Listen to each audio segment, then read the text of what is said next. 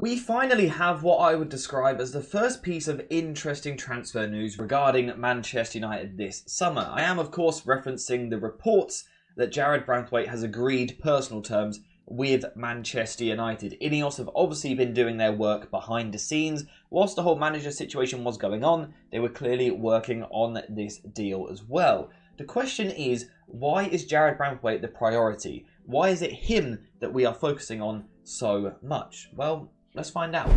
So in my personal opinion, the main reason why Jarrad Branthwaite may be the priority signing for Manchester United is because out of possession, he is the perfect modern day centre-back. And I also feel that he is literally perfect to play under Ten Hag. If you could handcraft a centre-back to do the defensive work under Ten Hag, it would be Jarrad Branthwaite because he excels in 1v1 situations. Whether that be on the floor or in the air, this man is the absolute master of it. For example, in terms of 1v1 duels on the floor last season, Jarrad Branthwaite was successful in the tackle 72.6% of the time. If we compare that to Aaron Wan-Bissaka, who we would describe as an elite 1v1 defender, he was successful 74.1% of the time. So of course Wan-Bissaka was still slightly better, but for Branthwaite to be that close kind of points to how good he could be in those 1v1 situations. Now of course it is important to clarify they play slightly different positions, and the players that they come up against are slightly different as well,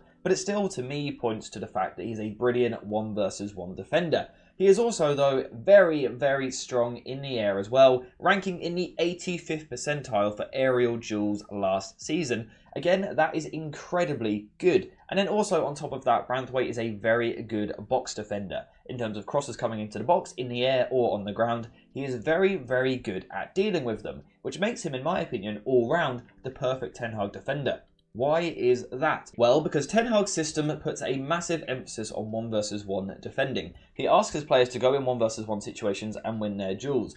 And we saw that a lot last season. But unfortunately, last season we had a situation where our players would be put into 1v1 situations and they couldn't really deal with it. Branthwaite absolutely can, and it gets better than that because he can actually do it from 3 different positions. Starting off at left centre-back. This is Branthwaite's most natural position in terms of defending. Because he is left-footed, he wants to play on the left side.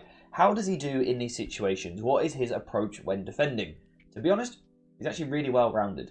Really well-rounded. He of course has the aerial ability to deal with long balls. Should the opposition be looking to play direct, he has the ability to deal with those situations, which is absolutely perfect for what we need. But he's also strong when the ball is on the floor as well, in a few different ways. It does depend on where he plays.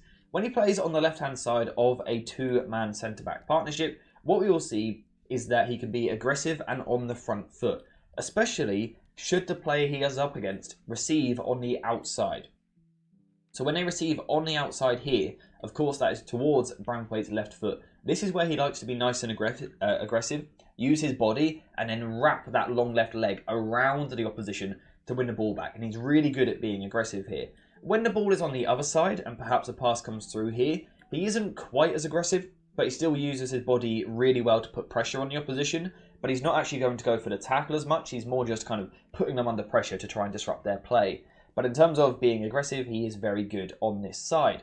He's also, though, really good covering and going the other way. So let's say a ball is put into the channel and he's got a lot of ground to try and eat up. Branthwaite is perfect. The stride length on this bloke is an absolute joke. He is brilliant at defending these channels. And then once over here in the 1v1 situation, we have already seen he is very, very strong. And this is why he is so good on the left side of a centre-back pairing, because he can do pretty much everything that you want him to do. However, he isn't just limited to playing this position, because Branthwaite could also be used as a left-back if he signed for Manchester United. And this is another reason why I think he could be the perfect Ten Hag defender. Ten Hag likes players that can perform a few different roles. Look at his usage of Luke Shaw, for example, when he has been fit. At times he has played left-back, at times left centre-back. The fact that Branthwaite can do something very similar is, literally, perfect. The question is, how does his defensive style change when he plays on the left?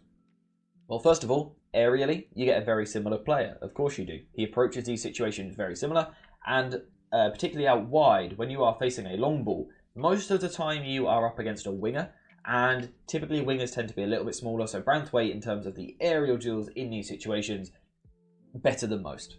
Better than most fullbacks in terms of his in-the-air defending. He's absolutely brilliant at this. He loves it. It's perfect for him. But how about when the ball is on the floor? Because up against a winger as opposed to a striker, you are perhaps facing someone a little bit more tricky, a bit more footwork, a bit more skill, agility perhaps as well. How does Branthwaite deal with those situations? Well, to be honest, he's pretty darn impressive once again. Now, Branthwaite's kind of go-to idea when playing left-back and looking to deal with these situations is to initially be a bit more standoffish than what he is at centre-back. So let's say the opposition receive the ball, particularly if they're back to goal. Branthwaite will be fairly tight to them, but he's not going to go unbelievably tight. He's not super aggressive. He's not one of these players who, from fullback, is going to crash through the back of players to try and win the ball. I mean, I dare say he would do it occasionally, but it's not really what he wants to do. He wants to get close enough, kind of keep contact with the straight arm, let the player know that he's there, but he doesn't want to be turned, so he's not going to be too aggressive. The reason he's not going to be too aggressive is because he knows that should this player have enough time on the ball to then turn, he knows that he is good enough in this 1-versus-1 situation. And once again, he can use his body to kind of force them to play out wide. He can force them into this area here. And when this happens, again, he is very confident in his own ability to either, kind of gamble on a poor touch and again use that long left leg to kind of hook the ball out for a throw-in, stop the ball going past. Or though, to actually just have a foot race against the guy. If this guy's going to knock the ball quite far, Branthwaite feels, again, he's confident in the fact that he can cover the ground in this area. And that's why defensively he is very strong from left back, despite the fact that he is facing some slightly more tricky players, because his ability to change his stride length and match the opposition is a really, really useful skill, and he excels in this area. It makes him brilliant in these 1v1 duels, and again, I think he would be very strong if he was defending from left back.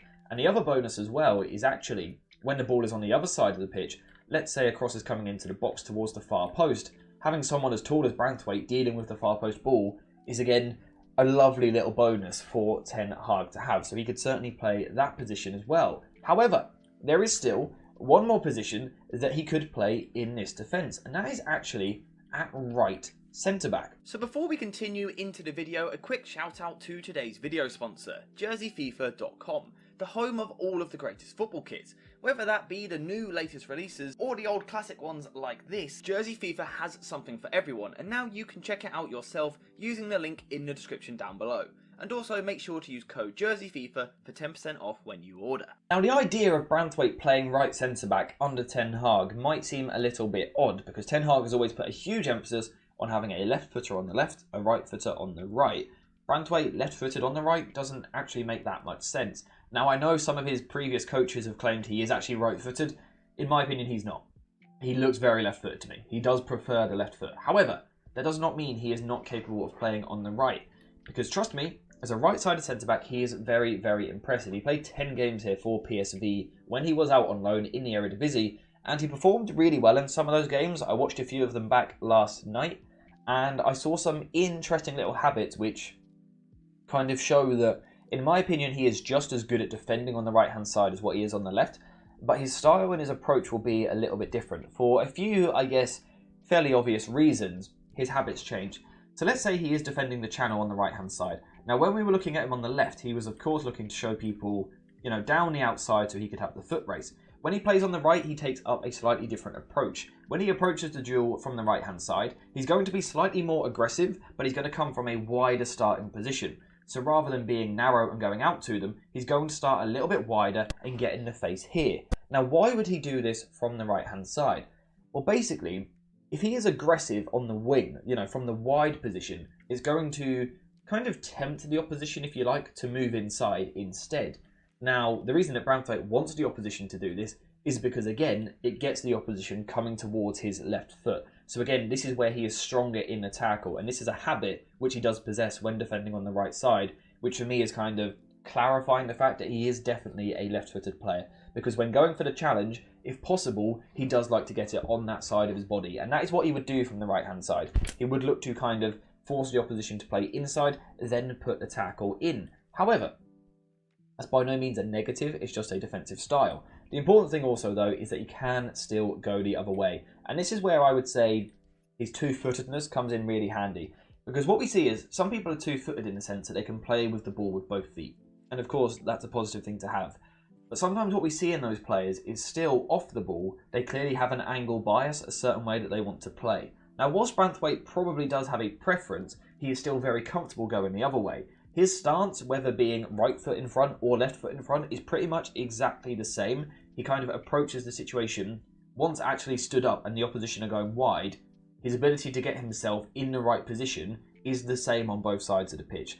So yes, perhaps his preference changes depending on what side he plays. His actual ability in the situation is the same on both sides. And there's not many centre-backs in world football that can actually brag that. Branthwaite can. His ability, once again, to get into these 1 versus 1 situations, kind of manipulate the opposition into going where he wants them to go, and then using, again, his freakish athletic capabilities. Now, we're not actually talking about a player here who is insanely quick, but what we are talking about is a player with an incredible stride length, which means that should the opposition look to get away, he just keeps up. He's just always there, and again, he's got that big upper body, which means he can lean into the opposition, put them under pressure, and again, so many players tend to buckle under this. So again, can Branthwaite play on the right side of defence? Yes, it's not exactly the same. He has preferences, but ability, I think, is still at the same level. And of course, in terms of from an aerial point of view, it's pretty much the same as what it is on the other side. Again, he is comfortable stepping in, having that kind of side-on stance from either side,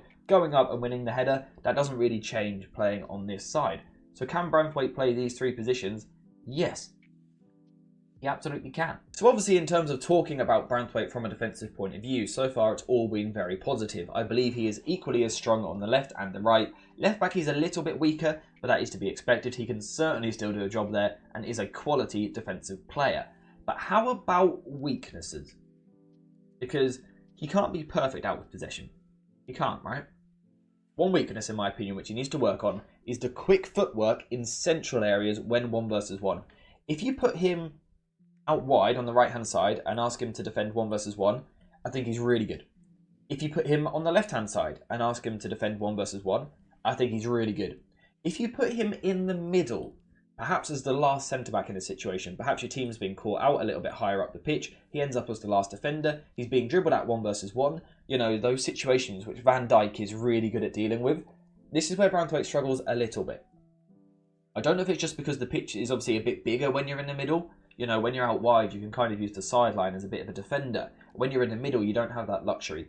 This is where Branthwaite can be beaten a little bit, and we did see it at times last season, where players having the luxury of going either way did manage to get the better of him. But we've got to remember, this is a very, very young player, only 21 years old, so he can certainly grow and kind of develop in that area. Whether or not Branthwaite will actually develop in that area of his game or not, obviously remains to be seen, but I think he has all the tools to do it in the long term in his career. And for all of those reasons that we have discussed, I do believe, again, he is the perfect Ten Hag defender in terms of what he does off the ball. And he is also such a good squad solution for us. We believe the club want a left back. We also believe the club wouldn't mind back up to Lisandro Martinez, but also back up to whichever right centre-back we sign. Jarrad Branthwaite can cover all of those positions, which is why, despite it being fairly expensive, it does make a lot of sense. Now, I guess the one question people may still have is, why do you sign a backup player for that fee?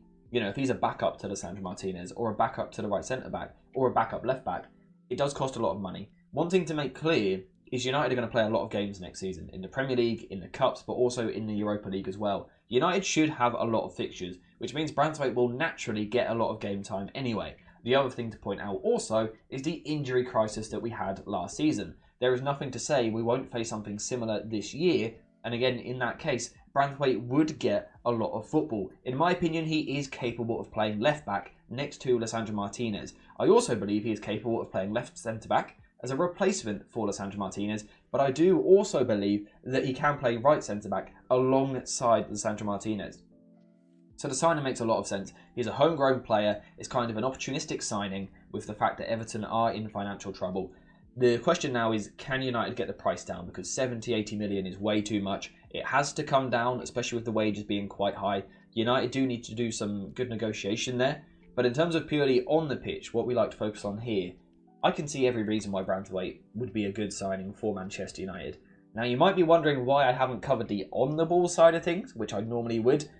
Basically because I think he's incredibly underrated in that area, and I feel that it deserves its own video. So if you want to see that video at some point, let me know in the comments down below. Perhaps if we see, more concrete rumours of a move, we could do it then. But today was purely an out of possession focus because I think he is perfect for Ten Hag in the fact that 1v1 he is one of the best around, and he's only 21 years old. So of course the signing makes sense, in my opinion. How about yours? Let me know in the comments down below. But apart from that, we are finished for today. So thank you guys for watching. I hope you have enjoyed it. And as always, I'll see you in the next one.